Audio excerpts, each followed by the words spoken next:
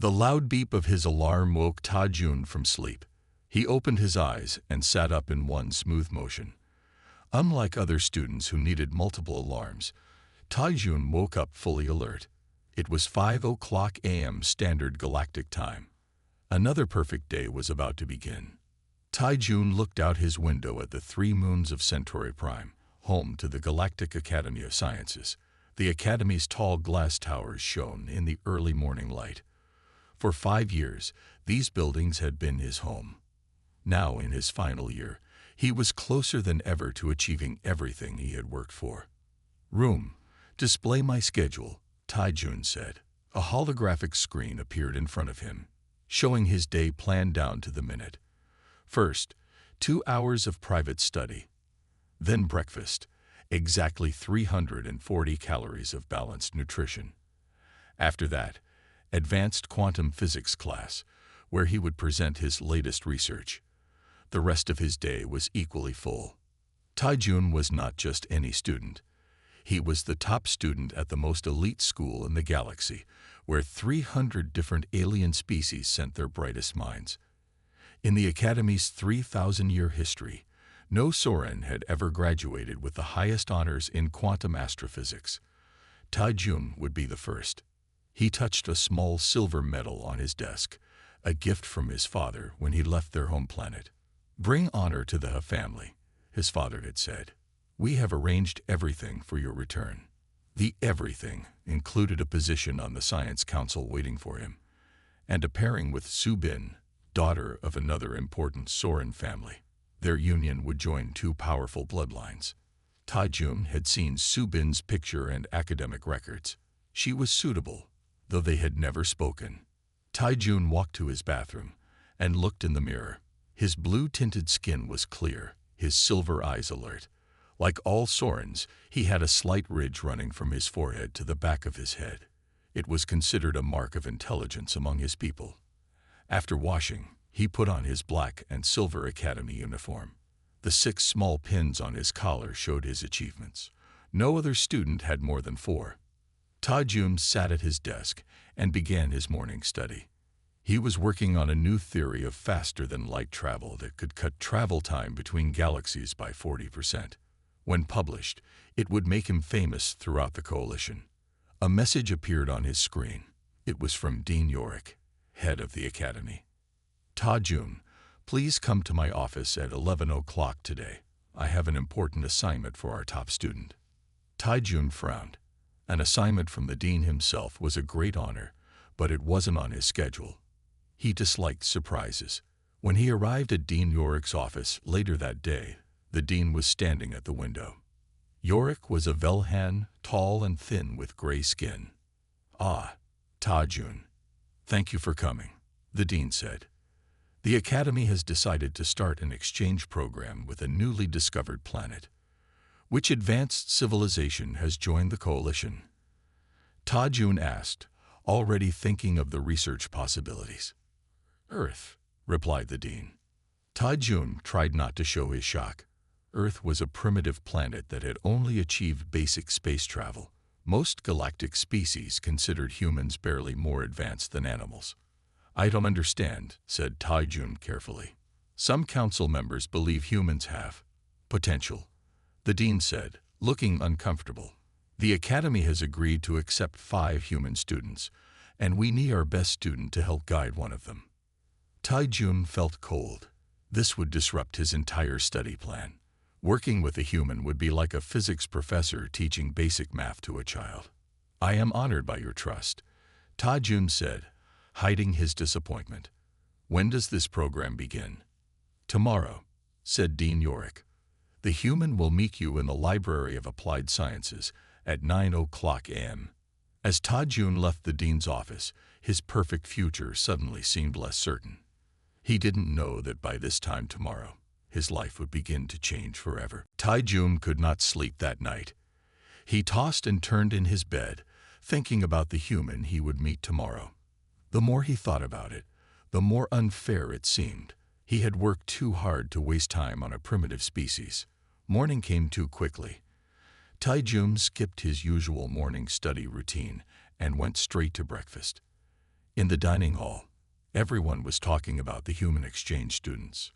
"I heard they still used fossil fuels," said one student, laughing. "My professor said they only discovered space travel a century ago," said another. Kyo-1, Ta-Jun's closest friend, sat down next to him. Kyo-1 was also Soren, but unlike Ta-Jun, he cared more about having fun than studying. "So you're meeting one of the humans today?" Kyo-1 asked, grinning. "Maybe it will be female. I've heard human females are interesting." Ta-Jun frowned. "This isn't funny. This assignment could affect my final evaluations." "Always so serious," Kyo-1 said, shaking his head. "Think of it as a science experiment. Study the primitive creature in its new environment." "That's not helpful," Ta-Jun said, standing up. "I need to prepare for this meeting." He walked to the Library of Applied Sciences early. The large room was filled with holographic books and data screens. Ta-Jun found a quiet corner and quickly searched for information about Earth and humans. The files were limited. Humans, bipedal mammals, average lifespan 80 years, technology level 3, primitive space travel. Earth had only made contact with the Galactic Coalition 10 years ago. The images showed creatures that looked somewhat like Sorens, but with strange colored skin and no head ridges. Their eyes were particularly odd, small and only one color. At exactly 9:00 a.m., the library door opened. Ta-Jun looked up, expecting to see Dean Yorick with the human. Instead, a single figure walked in alone. The human was female, shorter than Ta-Jun, but walking with unexpected confidence. Her skin was a light brown color, and her long black hair was tied back. She wore the gray uniform of a first-year student, but she moved like she belonged here. The human looked around the library, then walked directly to Ta-Jun. "You must be Ta-Jun," she said in perfect galactic standard. "I'm Jisoo." Ta-Jun blinked in surprise. "Your name sounds Soren." Jisoo smiled. "My parents are Korean. That's a culture on Earth. Our language shares some sounds with yours. It makes pronouncing Soren names easier for me." Ta-Jun stood up stiffly and gave the formal academy greeting, touching his forehead and then extending his hand. "I have been assigned to guide you through academy procedures and help you adjust to our educational standards," he said formally. Jisoo's smile faded a little. "Yes," Dean Yorick explained, "but I was hoping we could work together as equals. I've read your paper on quantum field resonance." Ta-Jun could not hide his shock. That paper had been published in the most advanced scientific journal in the galaxy. "You read my paper?" he asked. "Yes," Jisoo said, sitting down at his table without waiting for an invitation. "I have some questions about your methodology, especially in Section 4 where you discuss particle entanglement across folded space." She pulled out a small device and showed him a screen filled with complex equations. "Your calculations here don't account for temporal drift when the distance exceeds 50 light-years," she said. "I think that's why your predicted energy requirements are too low." Ta-Jun stared at her equations, then at her face. This was impossible. No human should understand this level of physics, let alone find an error in his work. Yet her calculations were correct. "How did you?" he began. "Earth may be new to the galactic community," Jisoo said, "but we've been studying the universe for thousands of years. We just took a different path." For the first time in his academic career, Ta-Jun didn't know what to say. This human was nothing like he expected. As Jisoo continued talking about his research, asking questions no first-year student should even understand, a strange feeling crept over him. This assignment wasn't going to be what he expected at all. For the next week, Ta-Jun met with Jisoo every day. He had changed his schedule to spend 2 hours with her each morning. At first, he told himself it was just to fulfill his duty to the academy. But soon, he found himself looking forward to their meetings.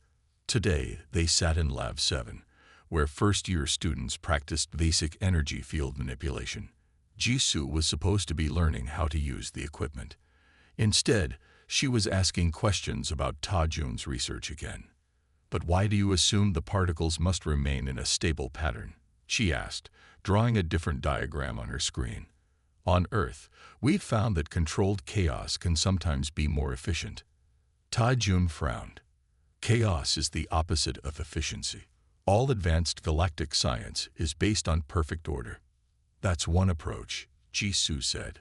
"But in our studies, we've found that some natural systems use controlled disorder to achieve better results.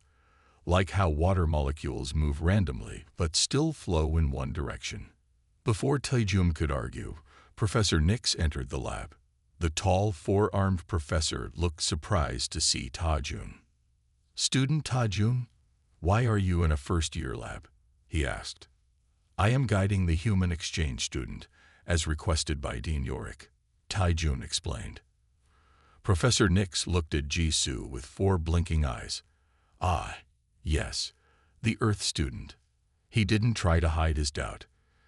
"Today we will be practicing basic energy field creation. Something very simple." Jisoo smiled politely. "I look forward to learning, Professor. I will observe and then continue my own studies," Ta-Jun said, moving to sit in the back of the room. Professor Nix began the lesson. He explained how to use the lab's energy manipulators to create a simple light field, something Soren children learned before they could walk. The other first-year students listened carefully and took notes. "Now, each of you try to create a stable light sphere," Professor Nix instructed. "Remember, perfect balance is key." The students began working at their stations. Most struggled, creating flickering, uneven lights. This was normal for beginners. Ta-Jun watched Jisoo. She studied the controls for a moment, then closed her eyes. When she activated the energy field, something unexpected happened. Instead of the simple light sphere everyone else was making, Jisoo's energy field formed a complex pattern of moving lights. The colors shifted and flowed like nothing Ta-Jun had ever seen before. Professor Nix rushed over. "What are you doing?" "I said create a stable sphere." "I'm sorry," Jisoo said, looking genuinely confused. "I thought this was stable. It's maintaining its energy level and boundary." "But it's not uniform," Professor Nix said, his voice rising. "Does it need to be?" Jisoo asked. The assignment was to create a stable field, not necessarily a uniform one. The professor stared at her creation. Technically, she was right. The energy readings showed perfect stability, despite the seemingly random movements of light. "This is not how we do things at the Academy," Professor Nix said stiffly. "Please follow the standard procedure." Jisoo nodded and reset her controls. This time, she created a perfect sphere of light, just like everyone else. But Ta-Jun had seen what she did first. After class, he caught up with her in the hallway. "How did you do that?" he asked. "That pattern you created, I've never seen anything like it." Jisoo shrugged. "On Earth, we study energy as both particles and waves, but also as something else, something that can be guided but not completely controlled. We call it flow-state energy." "That's not in any galactic science text," Ta-Jun said. "No," Jisoo agreed. "It's a human approach." Professor Nix didn't seem to like it. "The Academy teaches the proven methods," Ta-Jun explained. "New ideas must be thoroughly tested before they're accepted." "Even if they work?" Jisoo asked. Ta-Jun didn't have a good answer. For the first time, he wondered if the Academy's way was the only way. "Would you show me more about this flow-state energy?" he heard himself asking. Jisoo smiled. "I thought you'd never ask." As they walked to the library together, Ta-Jun realized his carefully planned day was changing again. And strangely, he didn't mind at all. 1 month after meeting Jisoo, Ta-Jun missed his morning study session for the first time in 5 years. He had stayed up all night with Jisoo in the quantum lab, testing her ideas about energy patterns. "You should get some sleep," Jisoo had told him as the Academy's 3 moons set. "We're close to something important," Ta-Jun had replied, not wanting to stop. Now, he sat in advanced quantum theory class, trying to stay awake. Professor Lan was discussing traditional warp field mechanics, something Ta-Jun had mastered years ago. Usually, he paid perfect attention in every class. Today, his mind was elsewhere. "Student Ta-Jun," Professor Lan said suddenly, "you seem distracted. Perhaps you can explain to the class why symmetrical energy distribution is essential for stable warp fields." Ta-Jun stood up, as was proper when addressed by a professor. But instead of giving the standard answer, he hesitated. "Actually, Professor, I've been conducting some experiments that suggest asymmetrical patterns might be more efficient in certain conditions." The classroom went silent. No one questioned established theories, especially not in Professor Lan's class. "That contradicts everything in the standard texts," Professor Lan said coldly. "Yes," Ta-Jun admitted, "but the initial results are promising. I can show you the data." Professor Lan's skin turned a darker shade of green, a sign of anger in her species. "See me after class," she said. "Now, as I was saying before this interruption." Ta-Jun sat down, aware that every student was staring at him. He had never challenged a professor before. What was happening to him? After class, Professor Lan was not gentle. "Your work has always been exemplary, Ta-Jun," she said. "But lately, I've noticed changes. Your last paper included several unconventional ideas." "I've been exploring new approaches," Ta-Jun explained. "These wouldn't happen to be influenced by your human student, would they?" Professor Lan asked. Ta-Jun didn't answer right away. The truth was, many of his new ideas had come from discussions with Jisoo. "I'm pursuing valid scientific inquiry," he said finally. Professor Lan sighed. "You're the top student at this academy. You have responsibilities, a position waiting for you on the Science Council. Don't throw it all away on untested theories. Isn't testing new theories what science is about?" Ta-Jun asked. "There are proper channels, proper methods," Professor Lan said. "Remember who you are, Ta-Jun." Walking out of her office, Ta-Jun felt confused. All his life, he had followed the rules, done what was expected. Now he was questioning everything. He found Jisoo in the library, working on calculations for their project. "You look troubled," she said when she saw him. "Professor Lan doesn't approve of our research," he said, sitting down. Jisoo nodded. "I'm not surprised. I've noticed most professors here don't like when students think differently." "It's not that simple," Ta-Jun said. "The academy methods are proven. They've advanced galactic science for thousands of years. And yet," Jisoo said, "your civilization still hasn't solved instant communication across galaxies or efficient energy production without rare materials." Ta-Jun frowned. These were well-known limitations of current science. Every student knew some problems might never be solved. "Maybe you need fresh eyes," Jisoo suggested. "Human eyes." She showed him her screen.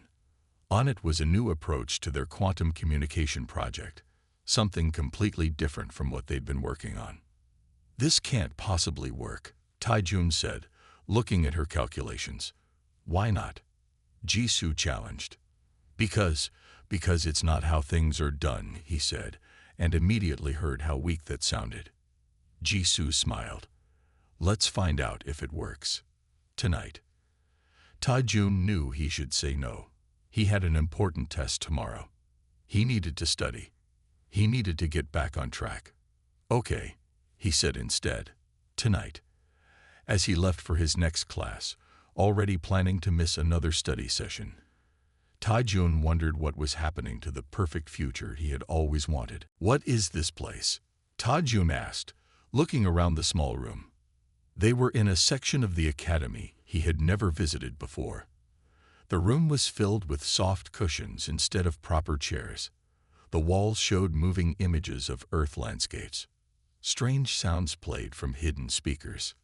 "This is the Earth Cultural Center," Jisoo explained. The academy set it up for us human students. They thought we might get homesick. Taijun sat down awkwardly on a cushion. It had been 2 months since he met Jisoo, and his life had changed in ways he never expected. His test scores were still high, but no longer perfect. He had missed 3 study sessions this week alone. "I want to show you something from Earth," Jisoo said, sitting next to him. She tapped a control, and the sounds from the speakers changed. "What is that?" Taijun asked, tilting his head. "Music," Jisoo said. "Earth music. This piece is called jazz." Taijun frowned. "It doesn't follow any mathematical pattern. The sounds are random." "Not random," Jisoo corrected. "Improvised. The musicians are creating it as they play, responding to each other. But how do they know what to play next?" "They don't exactly. They feel it." Taijun tried to understand. Soran music was precise, with every note calculated for perfect harmony. This Earth music was unpredictable, with strange shifts and unexpected sounds. Yet, somehow, it worked together. "Do you like it?" Jisoo asked. "I don't know," Taijun admitted, but he kept listening. After a while, he began to notice patterns within the chaos, connections between the different sounds. It was like a complex mathematics problem that kept changing as you solved it. Jisoo showed him other Earth things. Pictures called paintings that didn't accurately represent reality, but instead showed how things felt. Stories called novels that described events that never happened, and a strange activity called dancing, where humans moved their bodies to music with no practical purpose. "Why do humans spend time on these things?" Taijun asked. "They don't advance science or improve efficiency." Jisoo thought for a moment. "They make life more than just existing. They make it worth living." Taijun had never considered such a concept. The next day, it was Taijun's turn to share his culture. He took Jisoo to a quiet garden on the academy grounds. "This is a Soren meditation space," he explained. "My people believe that perfect focus leads to perfect understanding." He showed Jisoo how to sit in the traditional position and how to control her breathing. Together, they sat in silence for 30 minutes. "What did you think?" Taijun asked afterward. "It was peaceful," Jisoo said, "but also a little sad." "Sad? How can reaching for perfection be sad?" "It just felt lonely," Jisoo explained, "like everyone is trying to reach the same perfect state all alone." Taijun had never thought of it that way. Soren culture valued individual achievement above all else. Later, he showed Jisoo holograms of his home planet. He told her about the sky bridges of Soren City, the ancient science temples, and the family compound where generations of the Ha family had lived. "And what do young Sorens do for fun?" Jisoo asked. Taijun looked confused. "Fun. Yes, fun. Enjoyment. Pleasure. What do you do when you're not studying or working?" Taijun didn't have an answer. His entire life had been focused on achievement. The concept of doing something just for enjoyment was foreign to him. "I think you need to learn about fun," Jisoo said, smiling. "It's an important part of being human." "But I'm not human," Taijun pointed out. "No," Jisoo agreed, "but maybe there's something human in everyone." As they left the garden, Taijun realized he had spent the entire day away from his studies, and for the first time in his life, he didn't feel guilty about it. That night, he found himself listening to Earth jazz music again, alone in his room, wondering what other parts of life he had been missing. "Your quantum thesis is due in 1 month," Dean Yorick reminded Taijun. "The Science Council representatives are especially interested in your work." Taijun sat stiffly in the dean's office. 3 months had passed since he met Jisoo. His once perfect academic record now showed several missed classes and late assignments. "My thesis is progressing well," Taijun said. This wasn't exactly true. His original thesis plan had changed completely. Now it included many of Jisoo's ideas.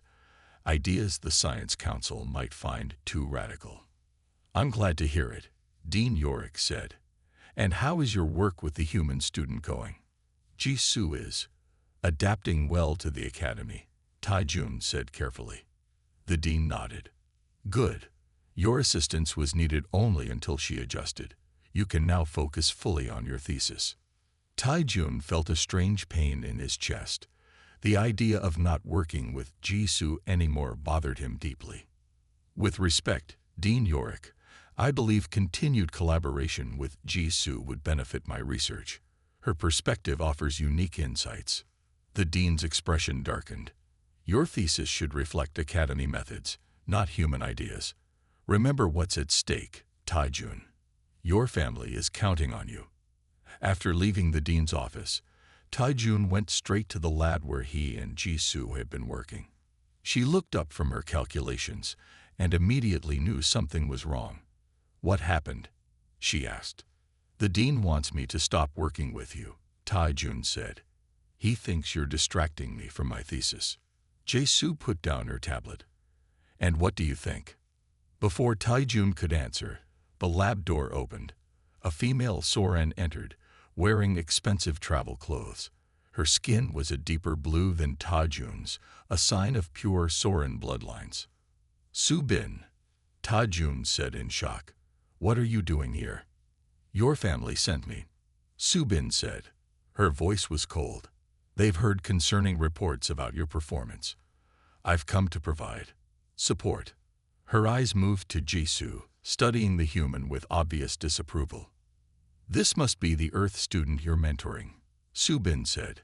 How interesting that a simple mentorship has taken so much of your time. Taijun felt trapped between the two females. Subin, this is Jisoo. Jisoo, this is Subin from my home planet. Your future mate, Subin corrected, as arranged by our families. Jisoo's face showed surprise, then something like hurt. You never mentioned you were engaged. It's not exactly. Taijun began. It's a formal arrangement, Subin interrupted. Our union will join two important Soren families. Taijun's position on the Science Council makes him an ideal match.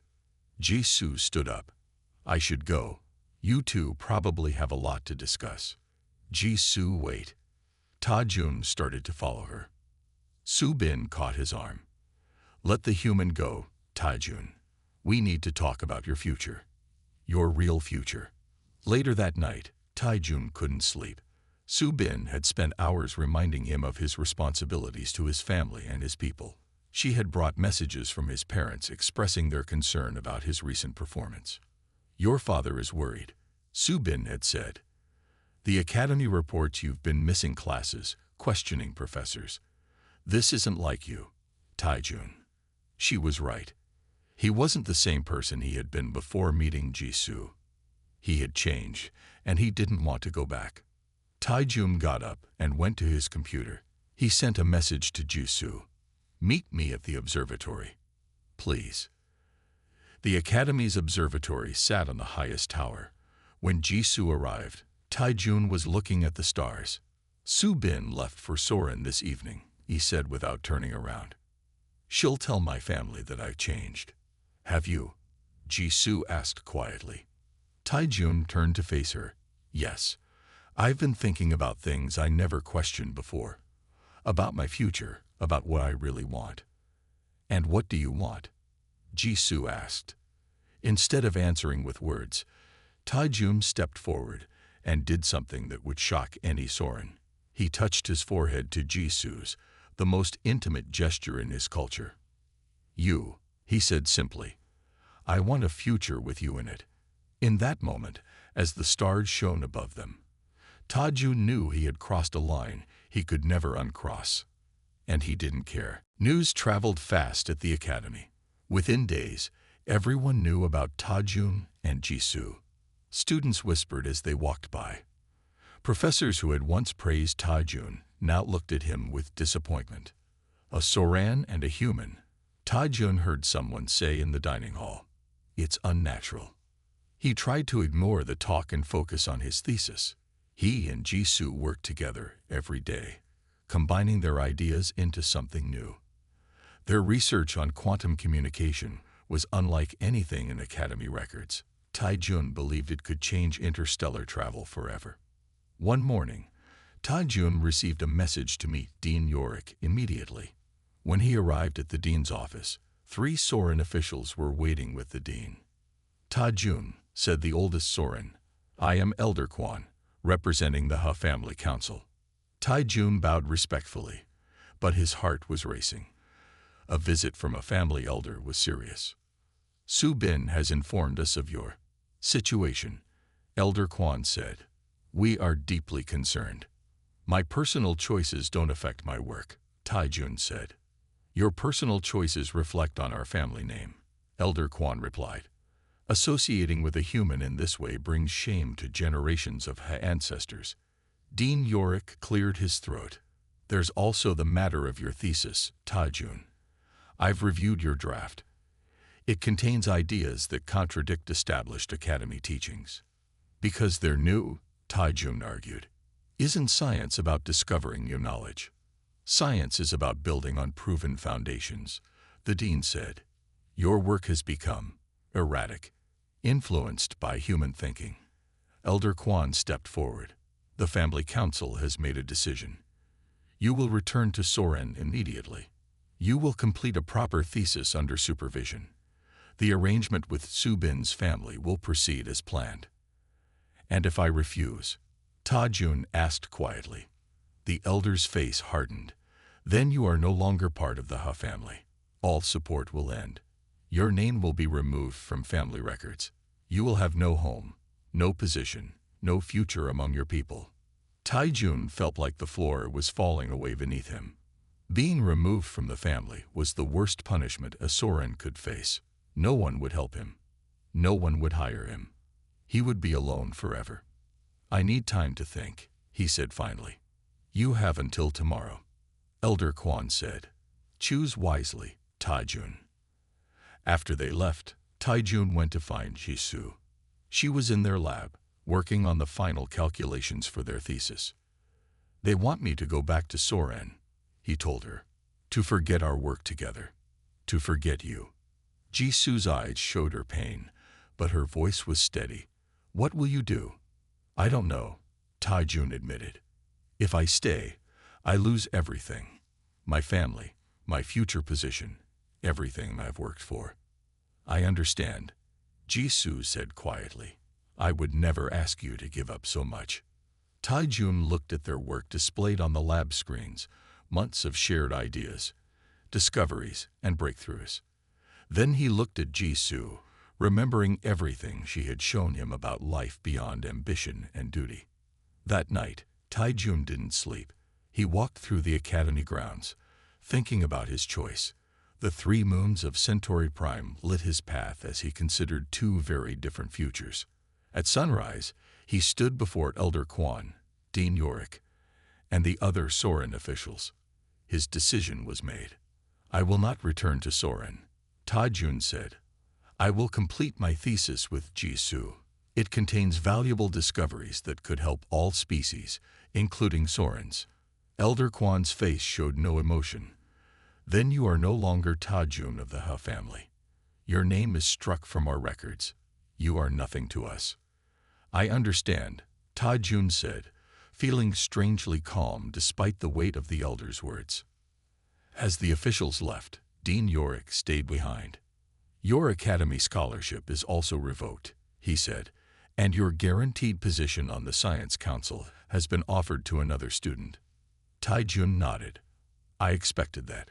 Walking away from the dean's office, Taijun had lost everything he once thought important.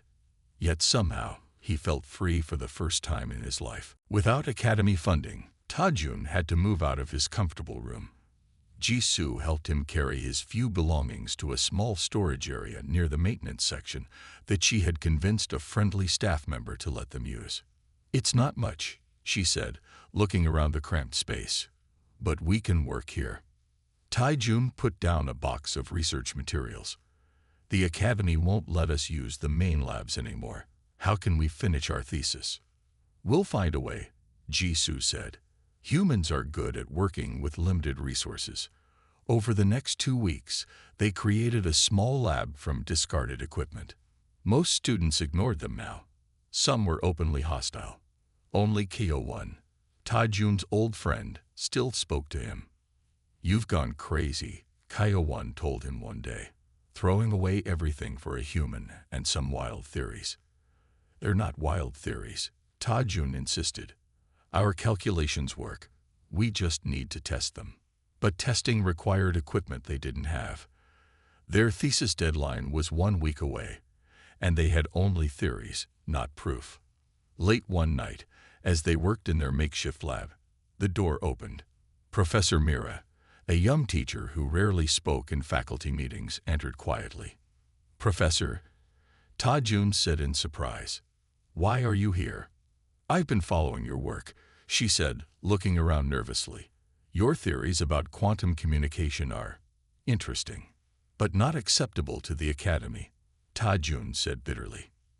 New ideas are often rejected at first, Professor Mira said, but I believe your approach might work. She handed them a small device. This is my personal quantum simulator.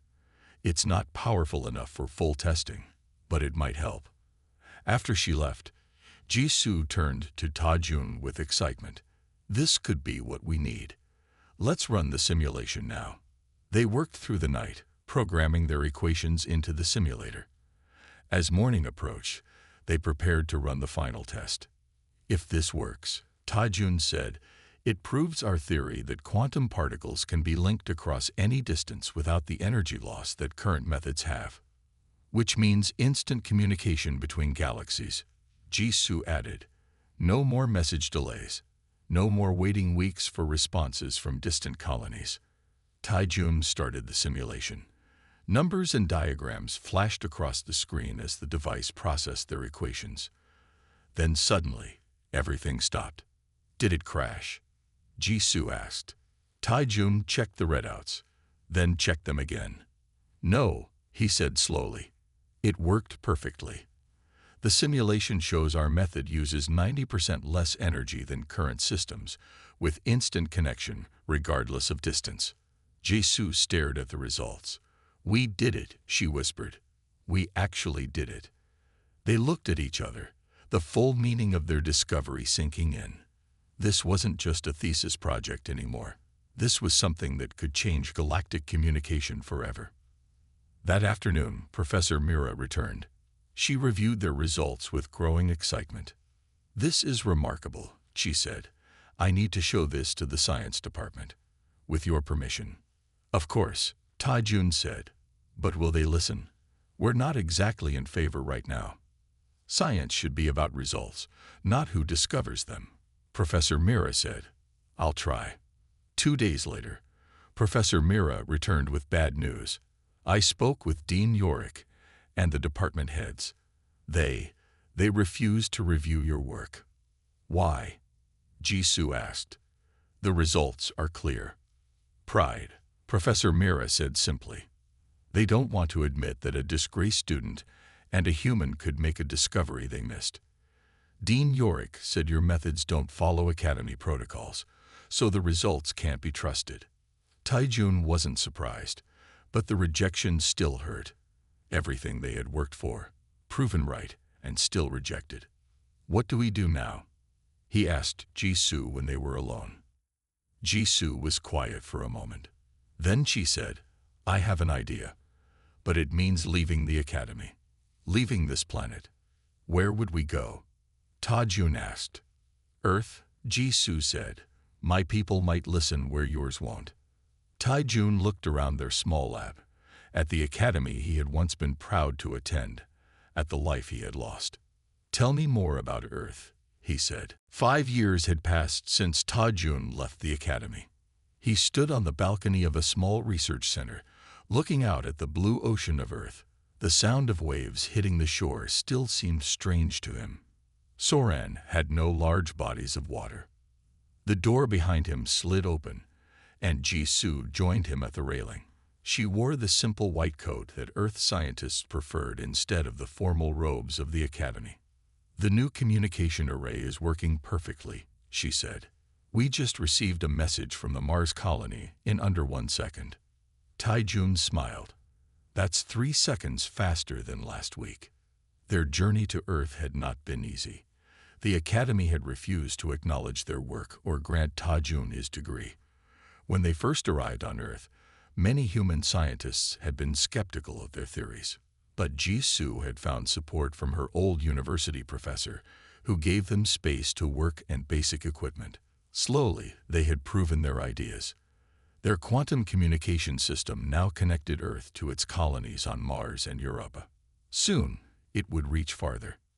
We have a visitor, Jisoo said, breaking into his thoughts. Someone from the Academy. Tai-Jun turned in surprise. The Academy? Who? See for yourself, Jisoo said, leading him inside. A Soren female waited in their small meeting room. For a moment, Tai-Jun didn't recognize her. Then he realized who it was. Su-bin, he said in shock. Su-bin looked different. She wore the practical clothes of a traveler, not the formal garments of Soren high society. Her manner seemed less rigid. Hello, Tai-Jun, she said. It's been a long time. Why are you here? He asked. Officially, I'm here as a representative of the Soren Science Ministry. We've been monitoring your progress with great interest. Now you're interested, Tai-Jun said bitterly. After rejecting our work. Su-bin held up her hand. Things are changing, Tai-Jun. Your quantum communication system has proven its worth. Several independent worlds are already using it. The coalition can't ignore it anymore. She handed him a small data crystal. This contains an official offer from the Science Ministry. They want to license your technology. They're offering substantial resources to expand your research. Tai-Jun looked at the crystal, but didn't take it. And unofficially, why are you really here? Su-bin's formal manner softened slightly. Unofficially, I wanted to see for myself. The brilliant Tai-Jun who threw away everything for a human and an untested theory. She glanced around their modest facility. I expected to find you broken, regretting your choice. And instead, Jisoo asked. Instead, I find someone who has changed the galaxy from a small lab on a fringe planet. Su-bin admitted. It's not what I expected. After Su-bin left, promising to return with formal representatives, Tai-Jun and Jisoo walked along the beach.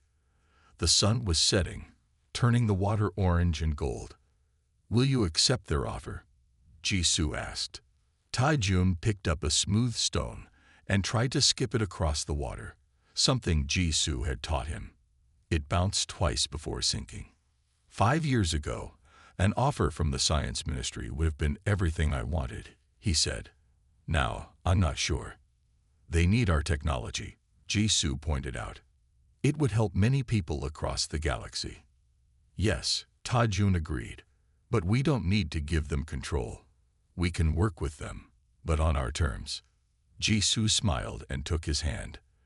They watched the waves for a while in comfortable silence. Do you ever regret it? Jisoo asked eventually. Losing your family name, your position, everything you worked for. Tai-Jun thought about the rigid path his life was supposed to follow. The prestigious but empty future that had been planned for him. Then he looked at the research center they had built together, the breakthrough they had achieved, and the woman beside him. I didn't lose everything, he said, squeezing her hand. I found something better. As the sun disappeared below the horizon, Tai-Jun realized that sometimes losing what you thought you wanted was the only way to find what you truly needed.